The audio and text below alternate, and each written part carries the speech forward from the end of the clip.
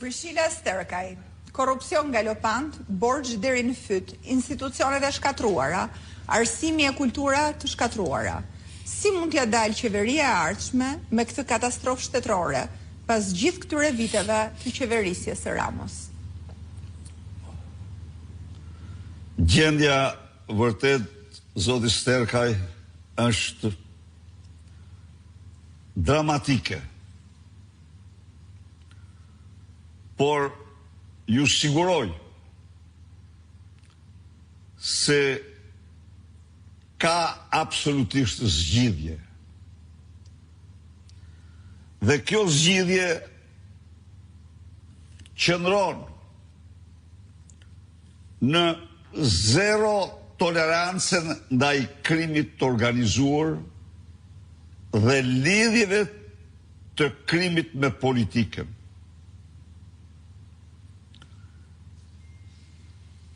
Partia Demokratike e ka faktuar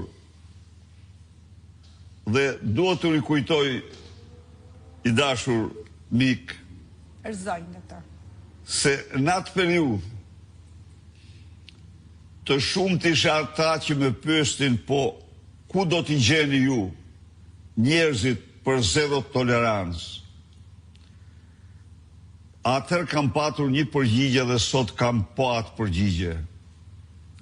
Njerëzit që do zbatojnë zero tolerancë ndaj bandave krimit, karteleve, drogës, organizatave kriminale, gjenden përsëri brenda policisë së shtetit, e cila ndonë se ka një shkallë më të lartë atë inkriminimit prapë se prapë.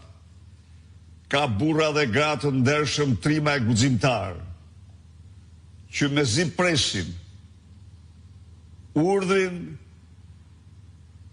për zbatim në ligjit, që janë të gatshëm në një kohë rekord t'i vendosin banditët dhe trafikantët para ligjit, me një kusht që politikanët mos i pengojnë. Ju garantoj se zero tolerancë do t'jetë lufta kundër qëndrimit ndaj korrupsionit. Çdo shtet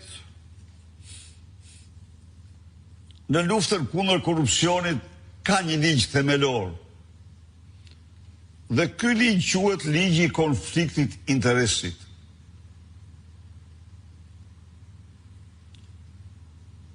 Ligji i konfliktit interesit ndalon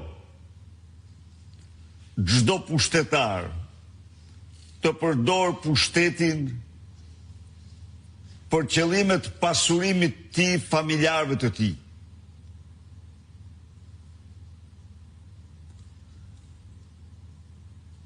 Ka shumë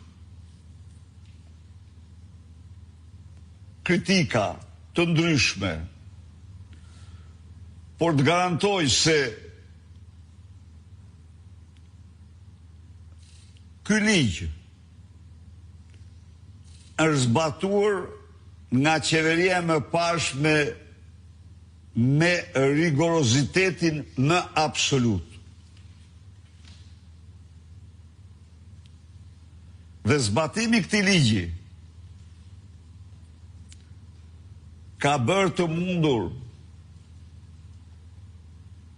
të respektohet gara e hapur, të respektohet konkurencë e ndershme, se cili ka qenë zbatimi këtij ligji, unë duhet të rikujtoj se nga një kontroll 4 vjeçar që skapi i partisë ka bërë për Sali Berishën kryeministër. Pas këtij kontrolli kanë gjetur se ai kur nuk ka firmosur një vendim nominal përveç se në rastin e të ndjerit Ismail Kadare për një banes e cila në një farë mënyrë vinte si shkëmbim me banesën e tij në Gjirokastër që do bëhej muze. Ky vetim nuk ka gjetur në tërë ekzistencën, në tërë vitet, se familjarët e Sali Berishës kanë përfituar qoftë dhe një qindark të vetme nga fonde publike.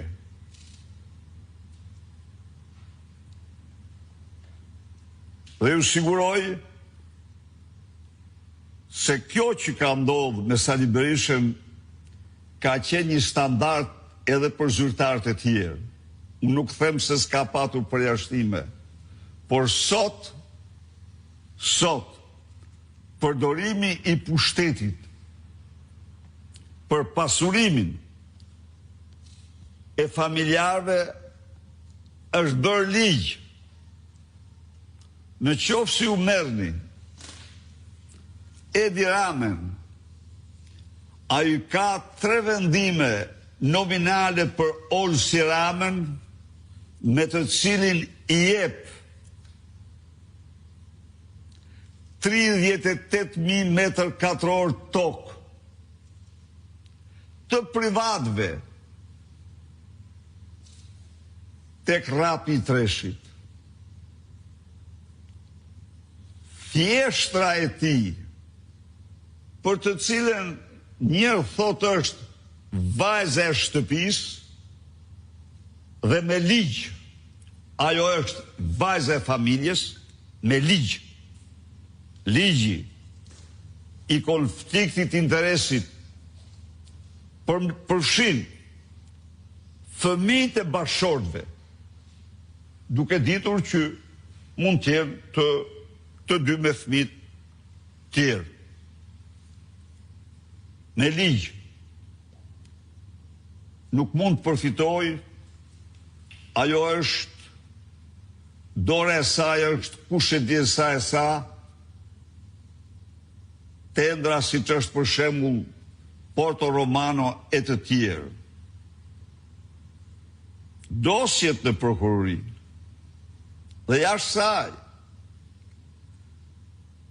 tregojnë se balozi zi i vërtet i akshit ku janë plashkitur të paktën 600 milion euro, balozi zi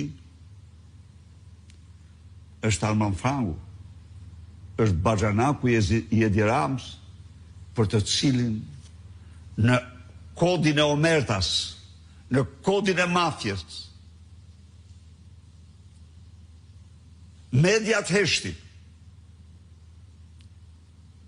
nuk ka diskutim se antar kryesor të grupit kriminal të akshit janë Ermal Beqiri, është Ergys Agasi, janë dhe të tjerë, por Dora Ezez, por balozi zi, është Arman Frangu dhe kunat e tij, Linde Surrelit, e cila ka drejtuar çdo tender të pra, zbatimi këtij ligji, përdorimi i metodave që garantojnë transparencë të plotë dhe ruajnë barazinë para ligjit në konkurrencë,